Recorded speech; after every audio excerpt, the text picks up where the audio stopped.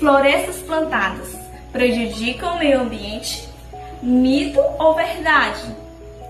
Então, pessoal, há muitas pessoas que acreditam até hoje que florestas plantadas como clones de eucalipto trazem vários malefícios para o meio ambiente, entre eles degradação, erosões do solo, entre outros malefícios.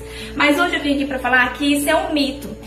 Sim, é um mito. Em um artigo que publiquei no ano de 2020, numa revista científica, mostrou totalmente ao contrário.